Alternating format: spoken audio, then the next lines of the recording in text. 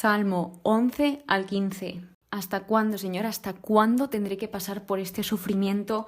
¿Hasta cuándo me vas a ocultar tu rostro? ¿Hasta cuándo tengo que estar pasando por esta situación?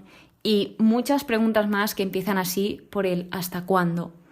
En los salmos de hoy veremos ejemplos muy directos y muy indirectos de esta pregunta, que es muy típica y que seguramente nos hemos planteado.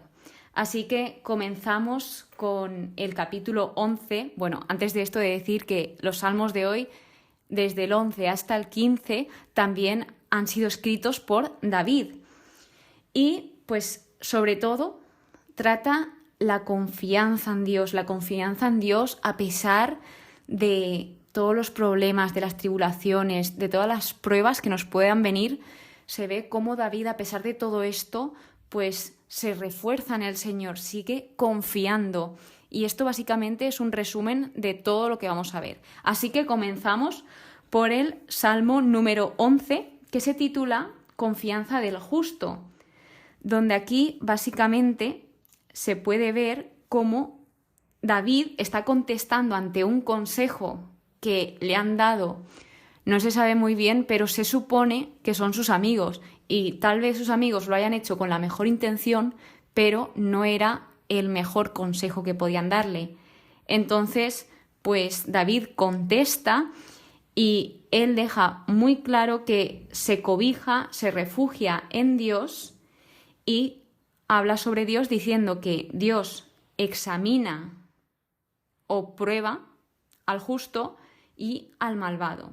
Y además vuelve a remarcar que Dios es justo y ama la justicia, ama a la gente recta y dice que los rectos contemplarán su rostro.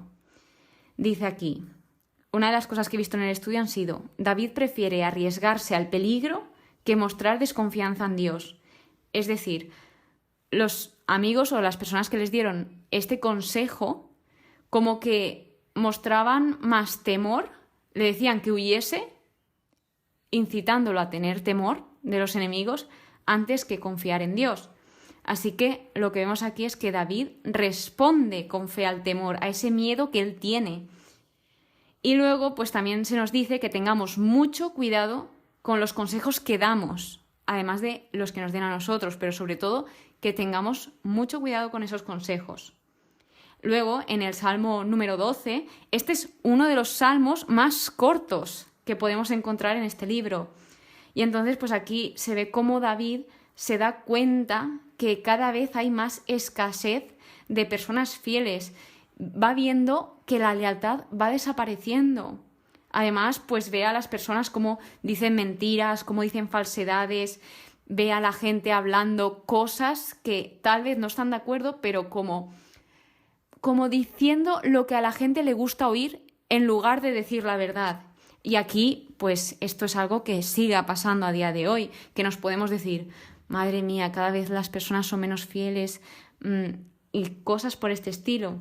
Y también, pues aquí se refiere a las personas de doble corazón, a personas que tal vez, el ejemplo que indicaba en el estudio era que tal vez en la iglesia son de una manera y fuera de ella son de otra manera. Por lo tanto, en este salmo también nos indica que Yahvé nos pone a salvo y en específico en este salmo se refiere a quien lo ansia, es decir, pone a salvo a quien lo ansía. Y luego dice que Yahvé nos guardará y nos librará. Más tarde, que para mí este es el versículo que más me ha gustado del Salmo 12, es el versículo 7 que dice, las palabras de Yahvé son palabras limpias, es decir, que Dios habla con la verdad, que Dios es sincero. Y luego dice que finalmente los malvados que nos rodean se irán, como refiriéndose a que finalmente se hará justicia. La verdad que de momento se habla en muchísima proporción de la justicia y de esa sed que tiene, en este caso David, y supongo que por lo que él va contando, y el pueblo, porque David no suele hablar solo siempre de él y de sus circunstancias, sino que también habla por el pueblo, porque el pueblo le preocupa a David. Así que, pues es algo que a tener en cuenta. Luego, el Salmo 13 se titula Clamor confiado. Y este salmo hay varias cosas que comentaros de aquí antes de comentarlo. Primero, es un salmo de transición, es decir, este comienza por el desánimo y la desesperación, donde David no podía más y estaba muy mal, y se puede ver cómo pues él empieza con ese hasta cuándo, que es como empezaba yo este episodio, y bien, y luego él termina este salmo con confianza, gozo y aliento, es decir, encuentra ese consuelo en la luz y fortaleza del Señor. Es muy fuerte este salmo y me parece muy bonito el cómo David, a medida que va orando, más confianza gana en el Señor, más se va aliviando. Y esto es lo que nos suele pasar, que nosotros, pues tal vez tengamos un día malo o una cosa que nos ha pasado que pues no es buena, y entonces estamos todo el día dándole vueltas y dándole vueltas y dándole vueltas, y cada vez esto nos hunde más y más y más. Pero si en cambio de darle vueltas nos cargamos de ánimo y energía para rezar por ello, pues poco a poco se nos va aliviando. O sea, de verdad, si no lo has intentado, te recomiendo que lo pruebes. Es como cuando tenemos que orar por nuestros enemigos, por las personas que nos odian, por las personas que nos critican. Es precioso el cómo el orar por esas personas te hace amarlas, por muy difícil que es, porque obviamente nuestra parte humana no nos dejaría nunca amar a una persona que nos ha hecho daño, que nos odia, no. Pero si tú oras por ella, te aseguro que es algo precioso, muy difícil, pero precioso. También te invito a que lo intentes, perdón. Entonces, se ve esta oración que es desesperada, pero es una de las más emotivas. Ojo, esto también como dato curioso. Entonces, bien, pues empieza con ese hasta cuándo, ya ve, hasta cuándo me ocultará ese rostro, hasta cuándo andaré angustiado. Y bueno, esto es una pregunta que se repite 4 veces y se observa esos momentos difíciles por los que pasa David. Entonces, aquí también se ve ese deseo que tiene de liberarse y esa gran angustia que tiene en su corazón. Entonces también esto es una pregunta muy típica de nosotros, tanto de los creyentes como diría también de los no creyentes. ¿Hasta cuándo tendré que soportar esta situación o estar sufriendo? Entonces, una de las cosas que le dice David es: da luz a mis ojos, porque en estos momentos no podemos ver, vemos las cosas como borrosas.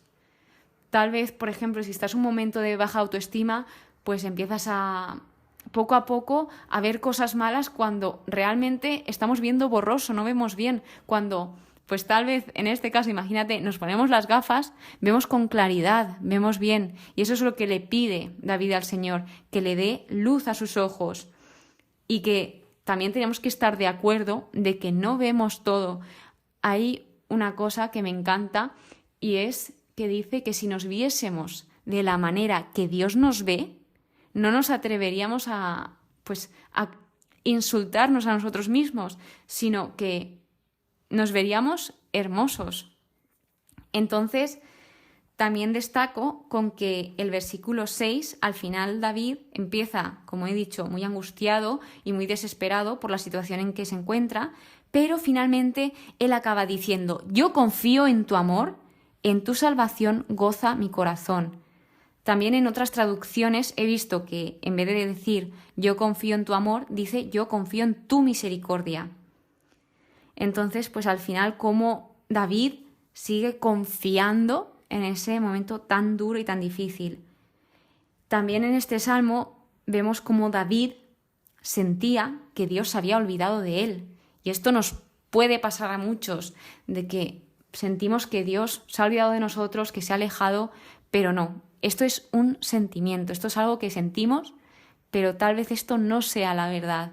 Seguramente Dios esté a tu lado, pero nosotros veamos borroso y no lo sepamos ver. Y bueno, otra cosa que os quería comentar, en el estudio he visto esta frase que es: los sentimientos son un regalo de Dios y una señal de que estamos hechos a su imagen. Pasamos al Salmo 14, que se titula El hombre sin Dios.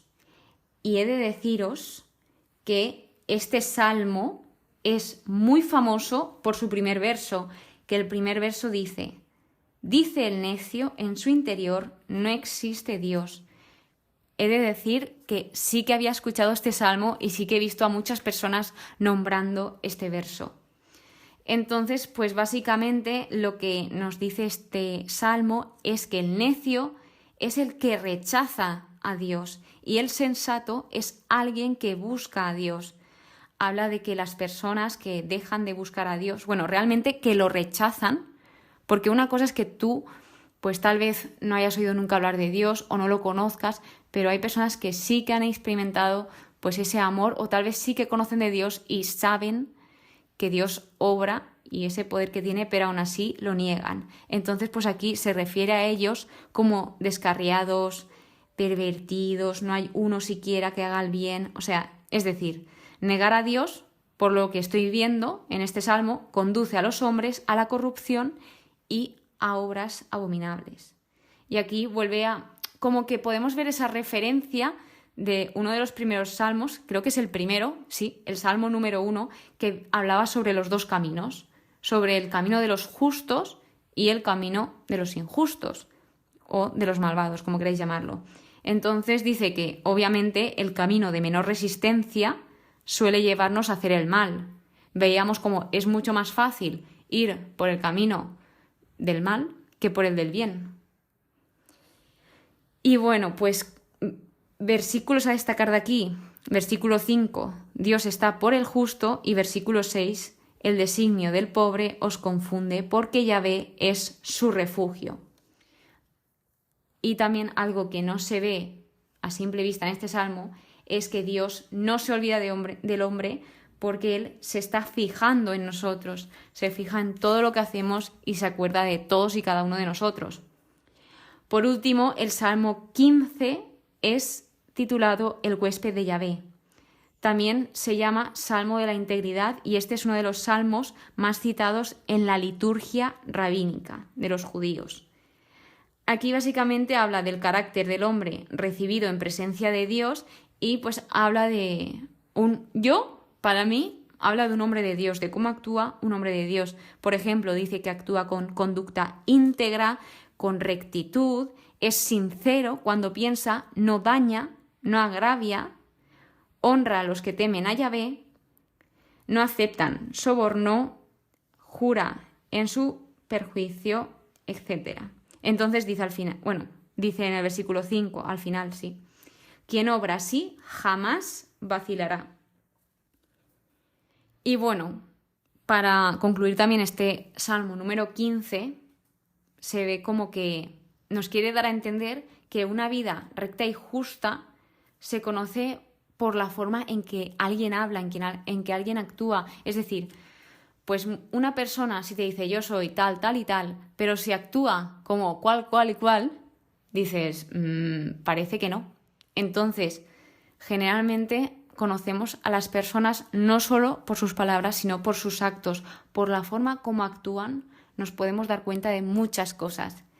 Así que, bueno, espero que este episodio te haya enseñado algo, aunque sea un poquito, que pues cuando nos sintamos en esa desesperación de hacernos esa pregunta de ¿hasta cuándo?, que finalmente sepamos hacer como David, que a pesar de esas dificultades, pues poner nuestra confianza en Dios y sobre todo orar por aquello que nos preocupa, por aquello que nos inquieta, por nuestros problemas, para que así, poco a poco, pues el Señor nos vaya dando paz. Dice, cuando más pienso en los problemas, más me deprimo.